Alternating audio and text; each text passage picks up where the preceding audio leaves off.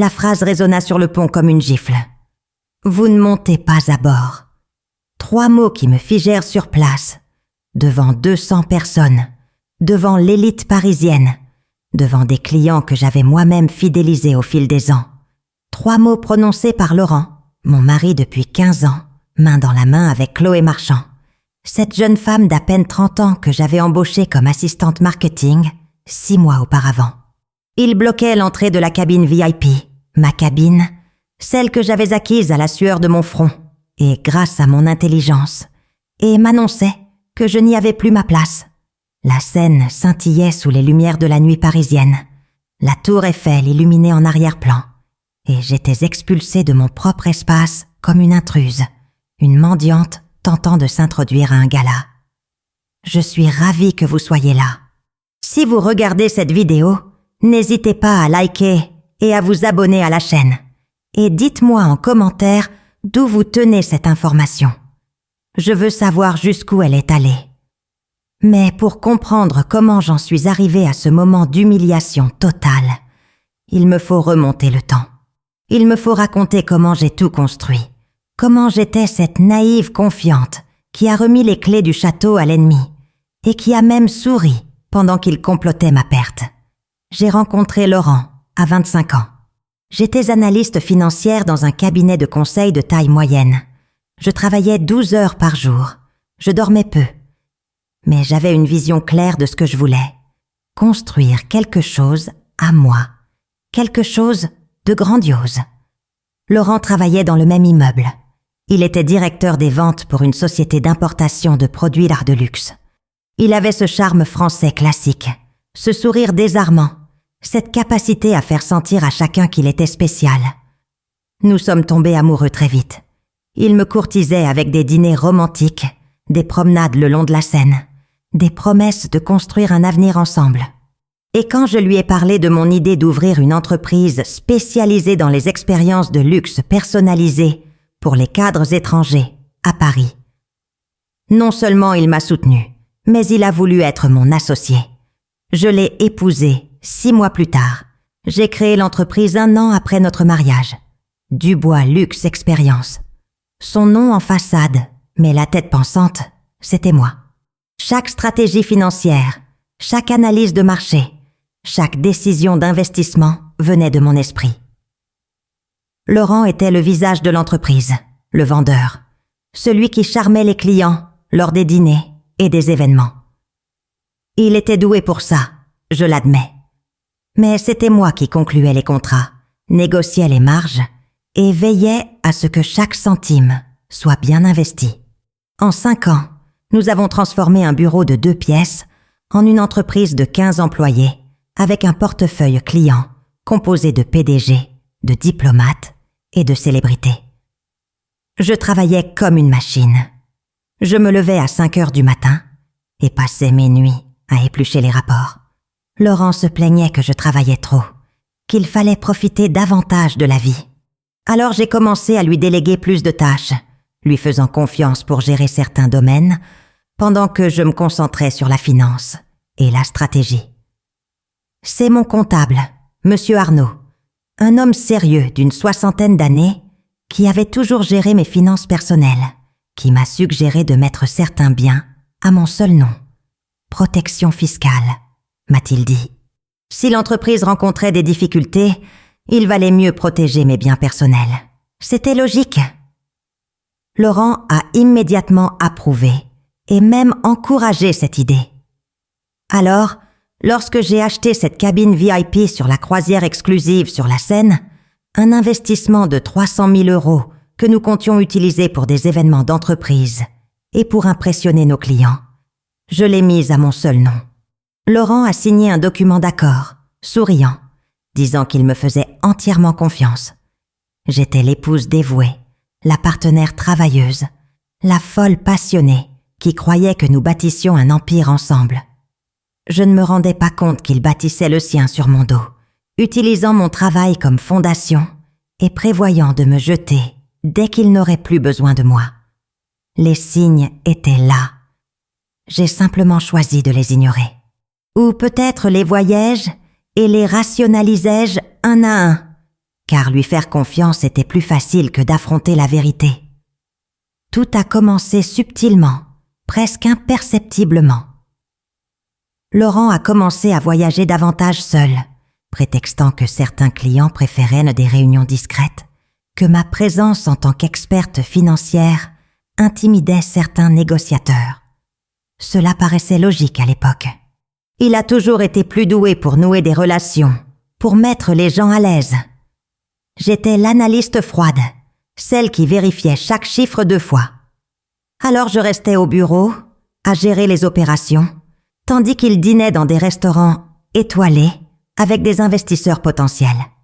Chloé Marchand a rejoint l'entreprise en mars. Une jeune femme ambitieuse, diplômée en marketing de la Sorbonne, dotée d'une énergie communicative qui captive l'attention de toute une salle lorsqu'elle prend la parole. Je l'ai embauchée moi-même. J'ai perçu son potentiel, cette soif d'apprendre que j'avais à son âge. Laurent lui a proposé de l'accompagner à certaines réunions pour découvrir l'entreprise directement sur le terrain. Elle a immédiatement accepté. Quel mentor généreux j'étais, n'est-ce pas? Quel parfait idiot! C'est en mai que j'ai commencé à sentir que quelque chose avait changé. Laurent rentrait tard, toujours avec des excuses plausibles. Un dîner d'affaires qui s'éternisait, des embouteillages monstres, une réunion de dernière minute. Il cessait de m'embrasser en arrivant, se contentait de murmurer un bonjour fatigué et filait directement sous la douche. Nos dimanches, autrefois sacrés, ces moments où nous déconnections enfin du travail et retrouvions notre vie de couple, étaient devenus des journées où il devait absolument relire des propositions ou préparer des présentations. J'étais trop occupée pour me poser des questions. L'entreprise était en pleine croissance. Nous venions de signer un contrat avec un groupe hôtelier de luxe qui allait tripler notre chiffre d'affaires. J'étais plongée dans les tableurs, les prévisions, les recrutements. Je pensais que Laurent faisait sa part. Juin a marqué le début de la première véritable fissure dans mon illusion. Je consultais les relevés bancaires de l'entreprise, une tâche que j'accomplissais religieusement chaque semaine, lorsque j'ai remarqué une série de virements vers un compte inconnu. Des montants modestes, certes, mais réguliers. 15 000 € par-ci, 20 000 par-là. Interrogé, Laurent m'a expliqué qu'il s'agissait d'un nouveau compte opérationnel, ouvert pour faciliter les paiements rapides à certains fournisseurs. Il m'a montré des documents, des signatures. Tout semblait en règle. Je voulais le croire. Alors je l'ai cru. Mais une petite voix intérieure, cet instinct qui avait fait mon succès en affaires, a commencé à me murmurer que quelque chose clochait. J'ai commencé à y prêter plus attention. J'ai remarqué comment Chloé et Laurent riaient ensemble au bureau, comment ils semblaient y partager des blagues privées, comment leurs regards s'attardaient un peu plus longtemps que d'habitude. J'ai remarqué qu'il s'habillait mieux, portait un parfum différent, soignait davantage son apparence. Lorsque je lui ai fait part de ma remarque, il a répondu qu'il était important de soigner son image auprès des clients. Bien sûr, c'était logique. C'est en juillet que j'ai décidé d'enquêter discrètement. Non pas par pure suspicion, mais parce que ce murmure intérieur s'était mué en un cri que je ne pouvais plus ignorer. J'ai engagé un détective privé, un ancien policier discret, qu'un collègue m'avait recommandé des années auparavant pour des vérifications d'antécédents sur des partenaires commerciaux. Je lui ai demandé de suivre Laurent pendant 2 semaines, juste pour m'assurer que je n'étais pas paranoïaque, pour me prouver que mon mariage était solide et que j'étais simplement trop stressée par le travail. Le rapport est arrivé un matin d'août. Photo, date, heure. Laurent et Chloé entrant ensemble dans un appartement du Marais 3 fois par semaine. Laurent et Chloé se tenant la main dans un café de Montmartre. Laurent et Chloé s'embrassant passionnément à l'entrée d'un hôtel de charme. L'affaire aurait déjà été suffisamment dévastatrice, mais ce n'était pas tout. Le détective, de sa propre initiative, était allé plus loin. Des documents étaient matés joints, prouvaient là que Laurent détournait systématiquement des fonds de l'entreprise vers des comptes personnels, qu'il avait falsifié ma signature sur plusieurs documents, qu'il projetait, avec Chloé, de créer une entreprise concurrente et de nous ravir nos principaux clients.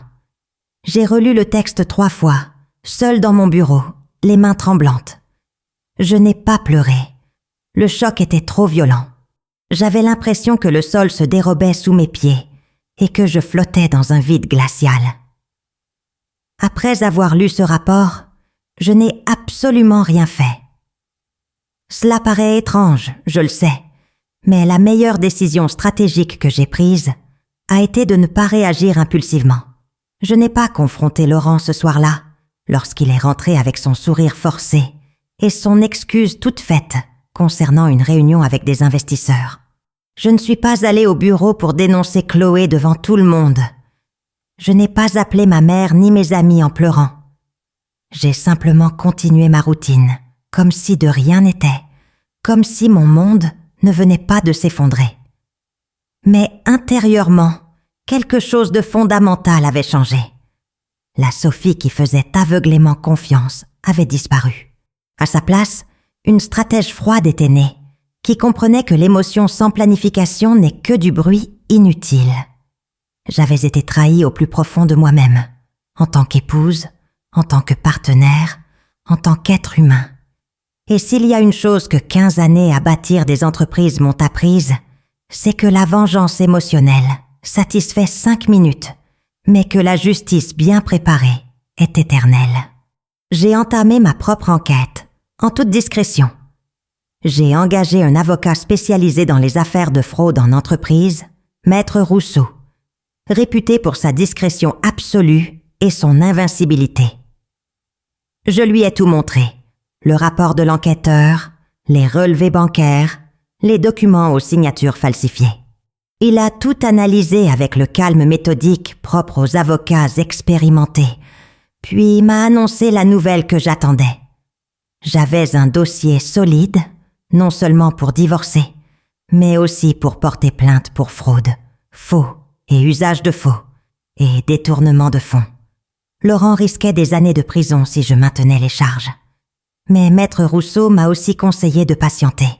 Il nous fallait davantage de preuves, des documents irréfutables, des éléments que même le meilleur avocat de la défense ne pourrait réfuter. Alors j'ai continué à faire semblant. J'ai continué à être l'épouse dévouée, la partenaire travailleuse, tout en copiant secrètement chaque fichier, chaque courriel, chaque transaction suspecte. J'ai découvert que Laurent avait ouvert ce compte opérationnel avec de faux documents portant ma signature. J'ai découvert qu'il payait le loyer de l'appartement du Marais, où il rencontrait Chloé, avec les fonds de la société. J'ai découvert qu'ils avaient créé une nouvelle société, il y a 3 mois, pas encore opérationnelle, mais avec déjà des contrats préliminaires, signés avec 3 de nos plus gros clients. Leur plan était méticuleux, continuer à saigner à Blanc-du-Bois luxe, expérience jusqu'au moment opportun, puis annoncer la création de la nouvelle société et s'emparer de tout le portefeuille, me laissant avec les dettes et une entreprise vide. C'était une escroquerie bien orchestrée, je l'admets. Si Laurent avait consacré à notre mariage la même intelligence qu'à me trahir, nous serions peut-être encore heureux. Chaque découverte endurcissait un peu plus mon cœur. Chaque mensonge qu'il débitait au dîner, chaque baiser mécanique avant de dormir, chaque message qu'il m'envoyait en cachette dans la salle de bain, tout cela alimentait cette froide fureur qui grandissait en moi. Mais je n'ai pas explosé. Je ne pouvais pas exploser. Il me fallait le bon moment, le coup parfait. Et puis, mi-septembre, en consultant l'agenda de l'entreprise, j'ai entrevu l'opportunité que j'attendais. La croisière de gala sur la Seine. Un événement annuel qui réunissait l'élite parisienne du monde des affaires. Une occasion incontournable de réseautage où les réputations se faisaient et se défaisaient en une seule soirée. Nous y allions toujours, profitant de ma cabine VIP pour impressionner les clients et conclure des affaires importantes. Mais cette année, j'ai compris, grâce à des emails que j'avais discrètement interceptés, que Laurent et Chloé avaient d'autres projets. Ils comptaient utiliser cet événement pour officialiser leur relation, la présenter comme la nouvelle associée à nos clients, amorcer la transition publique qui culminerait avec l'annonce de la création de la nouvelle société. J'ai vu dans les emails comment Laurent se vantait auprès de Chloé que la cabine était pratiquement à son nom aussi, puisque nous étions mariés sous le régime de la communauté partielle de biens. J'ai vu comment il prévoyait de m'empêcher d'embarquer, prétendant que je faisais une dépression nerveuse et que j'avais besoin de repos, tandis qu'il s'arrogeait publiquement le contrôle total de l'entreprise. Son audace était presque admirable. Presque. C'est à ce moment précis que j'ai décidé quelle serait ma justice poétique. Elle ne serait pas privée. Elle ne serait pas au tribunal. Elle ne serait pas une longue bataille juridique à laquelle seuls nos avocats assisteraient. Elle serait publique, dévastatrice et absolument irréfutable. C'est sur la scène qu'ils avaient eux-mêmes choisie pour mon humiliation que j'orchestrerais leur chute totale. Les 3 semaines précédant la croisière furent les plus intenses de ma vie. Chaque mouvement était calculé avec une précision chirurgicale. Maître Rousseau et moi nous rencontrions discrètement dans son bureau 2 fois par semaine, toujours à des heures différentes, en veillant toujours à ce que personne de mon entourage personnel ou professionnel ne puisse suivre nos rencontres.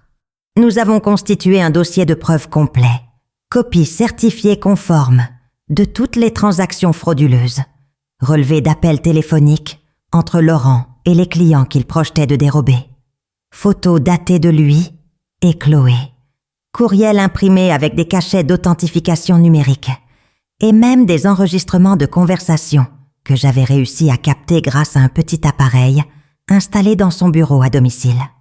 Tout était légal, recevable devant un tribunal, irréfutable. Mais le dossier judiciaire n'était que mon plan B. Le plan A était bien plus satisfaisant. J'ai contacté directement la compagnie qui gérait les croisières sur la Seine et plus précisément le directeur des opérations. Je lui ai expliqué qu'une situation potentiellement délicate se profilait concernant ma cabine VIP et que je souhaitais un entretien discret avec le commandant du navire pour la croisière de gala. Monsieur Beaumont, le commandant, était un homme d'une 50aine d'années, à l'allure militaire, soucieux du protocole et de la propriété. Je lui ai présenté tous les documents originaux relatifs à l'achat de la cabine, les actes notariés, attestant que l'espace était enregistré exclusivement à mon nom. Et je lui ai expliqué avec tact qu'une tentative de fraude était possible durant l'événement. Visiblement mal à l'aise face à l'éventualité d'un scandale à bord, il m'a néanmoins assuré que le droit maritime et les protocoles de propriété seraient strictement respectés. Je lui ai remis une copie certifiée conforme de tous les documents et lui ai demandé une seule chose. Qu'en cas de litige concernant la cabine, il vérifie publiquement les documents et prenne les mesures appropriées.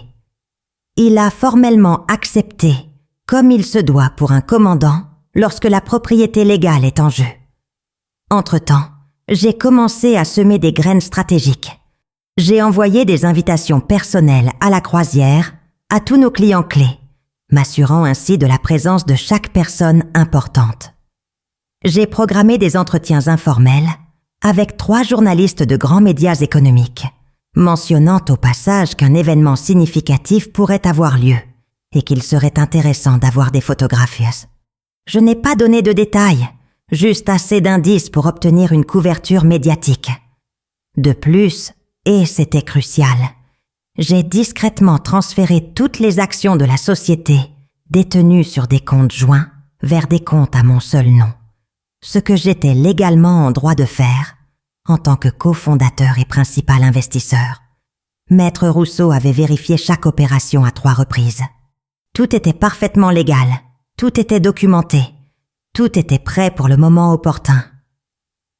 De retour à la maison, je continuais à jouer le rôle de l'épouse d'un autre. Laurent était de plus en plus sûr de lui, presque arrogant. J'avais remarqué qu'il dissimulait à peine son excitation dans les semaines précédant la croisière. Au bureau, Chloé et lui échangèrent des regards complices, souriants, avec cette complicité propre à ceux qui croient avoir gagné. Je les laissais y croire. La veille de la croisière, Laurent rentra particulièrement joyeux. Il déclara que ce serait un événement marquant pour l'entreprise, une soirée inoubliable. J'acquiesçai avec un sourire, affirmant que j'étais certaine que personne ne l'oublierait. Il ne perçut pas l'ironie. Cette nuit-là, je dormis à peine. Non pas par nervosité, mais par anticipation. Je repassais mentalement chaque étape de mon plan, chaque réaction possible, chaque éventualité. Pour la première fois depuis des mois, depuis que j'avais découvert la trahison, je ressentais quelque chose qui dépassait la douleur et la colère. Je ressentais du pouvoir. Je ressentais le contrôle. J'avais le sentiment que la partie avait enfin basculé et qu'ils ignoraient même qu'ils étaient déjà échecs et mat. Le jour de la croisière, je m'habillais avec un soin particulier. J'avais choisi une robe Chanel noire, élégante, sans être ostentatoire. Le genre de tenue qui inspire une autorité discrète. Mes cheveux étaient coiffés en un chignon impeccable, et je ne portais que mon collier de perles et de discrètes boucles d'oreilles en diamant. Je voulais paraître exactement comme j'étais, une femme d'affaires accomplie, sûre d'elle et maîtresse de la situation. Laurent était parti avant moi, prétextant devoir arriver tôt pour accueillir d'importants clients. Je l'avais laissé partir. J'arrivais seule au port, 30 minutes après le début de l'embarquement. La scène était magnifique sous le crépuscule parisien, les lumières de la ville commençant à s'allumer, le luxueux paquebot attendant, ses lumières dorées se reflétant sur l'eau. J'aperçus Laurent et Chloé sur le pont. Elle portait une robe rouge criarde, totalement inappropriée à l'occasion. Lui, la main possessive, posée sur son dos, riant et bavardant avec un groupe d'hommes d'affaires que je reconnaissais. Je pris une profonde inspiration et montai la passerelle avec le calme de celle qui sait exactement comment la soirée se terminera. J'ai traversé le pont d'un pas mesuré, saluant les clients habituels d'un sourire poli, et me suis approchée de ma cabine VIP, où Laurent et Chloé étaient sates et déjà installés, coupe de champagne à la main, accueillant les invités comme s'ils étaient les maîtres de maison. À ma vue, le visage de Laurent s'est figé une fraction de seconde, une lueur de panique qu'il a aussitôt dissimulée derrière son sourire convenu. Chloé, quant à elle, a eu l'audace de me regarder avec dédain, comme si j'étais une intruse sur un territoire qui lui appartenait désormais. Arrivée à l'entrée de la cabine, j'ai tenté d'entrer, mais Laurent m'a barré le passage, le bras tendu devant la porte. C'est alors qu'il a prononcé, assez fort pour que plusieurs personnes autour de lui l'entendent, ces 3 mots qui, il le pressentait, allaient me condamner à l'ostracisme. Vous n'embarquez pas. Le silence s'installa instantanément. Les conversations s'interrompirent. Les têtes se tournèrent. Je sentais les regards. J'entendais les chuchotements commencer. Laurent poursuivit, d'une voix empreinte d'une fausse sollicitude qui aurait été convaincante si je n'avais pas connu la vérité. Il dit que j'étais très stressée, que j'étais au bord de la crise de nerfs, qu'il valait mieux pour ma santé que je rentre me reposer.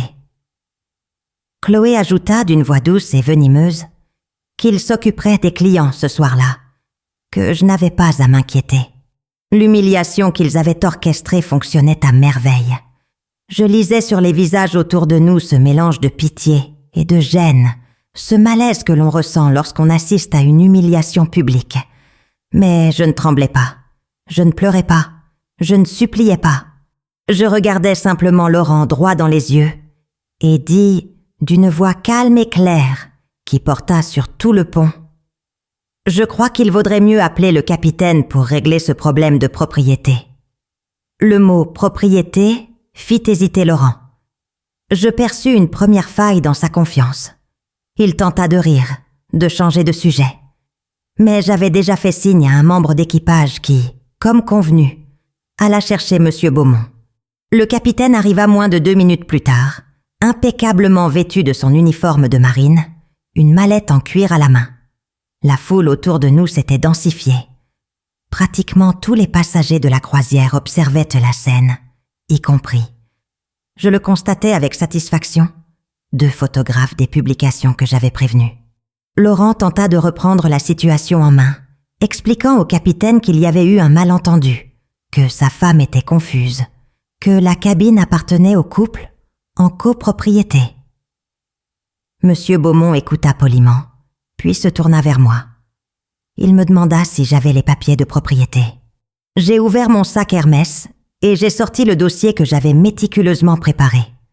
L'acte d'achat original enregistré chez le notaire, avec mon seul nom dessus. Les justificatifs de paiement de toutes les charges annuelles du chalet, là encore à mon nom uniquement. Et le document signé par Laurent lui-même, 3 ans auparavant, reconnaissant que le chalet était exclusivement à mon nom, pour des raisons fiscales. Le capitaine examina chaque page avec une attention professionnelle. Le silence était absolu, seulement rompu par le clapotis de la Seine contre la coque du bateau. Lorsque Monsieur Beaumont leva enfin les yeux, son visage était rouge et son expression trahissait une fureur contenue. Il se tourna vers Laurent et Chloé et, d'une voix forte et solennelle, leur annonça qu'ils occupaient illégalement une propriété privée et qu'ils avaient 2 minutes pour quitter la cabine, faute de quoi il appellerait la police fluviale. La panique sur le visage de Laurent était jouissive. Chloé tenta de protester, sa voix aiguë trahissant son calme fin, mais le capitaine resta inflexible. Sous les regards stupéfaits de 200 personnes, dont tous nos principaux clients, Laurent et Chloé, furent escortés hors de ma cabine, leur coupe de champagne encore à la main, leur humiliation totale et publique. Mais je n'avais pas terminé. Alors qu'on les raccompagnait, j'ai demandé l'attention de tous. D'une voix toujours aussi calme, j'ai expliqué que je devais malheureusement faire une annonce importante. J'ai sorti une clé USB de mon sac et j'ai demandé à l'équipage d'en projeter le contenu sur le grand écran de la cabine, celui que nous utilisions habituellement pour les présentations d'entreprise. Pendant les 15 minutes qui ont suivi, j'ai montré à tous les présents, preuves irréfutables à l'appui, l'intégralité du système de fraude orchestré par Laurent. J'ai montré les virements illégaux, les documents falsifiés, les contrats qu'il avait tenté de détourner vers sa société écran. J'ai montré les courriels où il planifiait de détruire l'entreprise que j'avais créée. Je n'ai pas agi sous le coup de la colère ou de l'hystérie. J'ai procédé avec la froide précision d'un dirigeant présentant un rapport financier. Chaque diapositive était accablante, chaque preuve irréfutable. Quand j'eus terminé, le silence était assourdissant. Laurent était blanc comme un linge. Chloé pleurait, à chaudes larmes. Je vis nos clients, un à un, leur tourner le dos, certains s'éloignant littéralement comme si la malhonnêteté était contagieuse. 3 clients vinrent aussitôt me voir pour réaffirmer leur contrat d'exclusivité. 2 confièrent avoir déjà eu des soupçons lorsque Laurent les avait contactés récemment. Ce soir-là, tandis que le bateau descendait la Seine, la tour Eiffel illuminée en arrière-plan, assise dans ma cabine, désormais entourée uniquement de personnes qui respectaient véritablement mon travail, je ressentis quelque chose que je n'avais pas éprouvé depuis des mois. La paix. Non pas la paix de l'ignorance, mais la paix de celle qui a combattu et triomphé grâce à son intelligence. Les mois suivants furent une succession de victoires. Laurent fut poursuivi en justice et perdit tout, son agrément professionnel, sa réputation et même l'appartement qu'il louait à Chloé, puisqu'il fut prouvé qu'il avait utilisé de l'argent détourné. Chloé fut licenciée et aucune entreprise parisienne digne de ce nom ne voulut l'embaucher après le scandale. Quant à moi, je reconstituais Dubois Luxe Expérience, désormais simplement Dubois Expérience, en supprimant le luxe, mais en conservant l'excellence. L'entreprise connut une croissance de 40% l'année suivante. J'appris que la confiance n'est pas une faiblesse, mais qu'elle se mérite. J'appris que la générosité n'est pas de la naïveté, mais qu'elle exige du discernement. Et surtout, j'appris que la plus grande vengeance n'est pas de détruire ceux qui vous ont trahi, mais de construire quelque chose d'extraordinaire, au point que leur vie sans vous devienne insignifiante. Aujourd'hui, je navigue seul sur la Seine, non par solitude, mais par choix, sachant que la plus grande force ne vient pas de ceux qui vous entourent, mais de ce que vous devenez lorsque vous devez vous débrouiller seul.